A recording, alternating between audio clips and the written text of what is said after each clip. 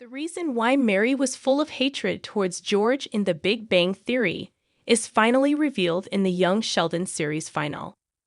With young Sheldon officially retconning George's cheating scandal, Sheldon's father was officially exonerated from his supposed biggest crime.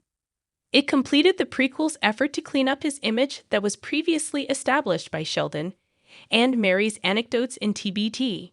Jim Parsons' adult Sheldon has admitted his crimes against his dad in the Young Sheldon ending, leaving Mary's attitude towards her late husband in The Big Bang Theory as the only mystery about George's true legacy. Rehabilitating George in Young Sheldon was the absolute right creative route to go for the prequel. It was easy to make him a punchline in The Big Bang Theory, but the family comedy/drama would have lost countless memorable moments for cheap laughs if it stuck with a one-dimensional character. The downside, however, is that it makes the Cooper patriarch's demise more heartbreaking to watch, especially since he was on the cusp of having the life he always dreamed of. It was so sad. Even Mima was distraught over George's death despite their contentious relationship. Mary channels her grief into anger at George for leaving her. George's death leaves Mary utterly helpless and full of regrets. On the heels of George's unexpected death, the Coopers deal with the fallout of losing the head of their household. Young Sheldon Season 7, Episode 13, appropriately titled Funeral, will see the family send off Sheldon's dad with a memorial service. That includes Mary giving a eulogy before they bury her late husband. In the middle of her speech, however, she breaks down and candidly reveals her true emotions. Mary is mad at George for leaving her, especially considering the way their life was shaping out before his fatal heart attack. As adult Georgie revealed in The Big Bang Theory, there will come a point when Mary will be far too grief-stricken to function, hence why he had to take over.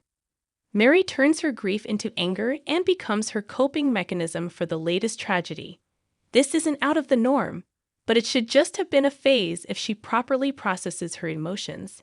As seen in Young Sheldon Season 7, Episode 14, Memoir, however, she doesn't. Instead of facing it head-on out, she clings to unhealthy ways of moving forward. As adult Georgie revealed in The Big Bang Theory, there will come a point when Mary will be far too grief-stricken to function, hence why he had to take over.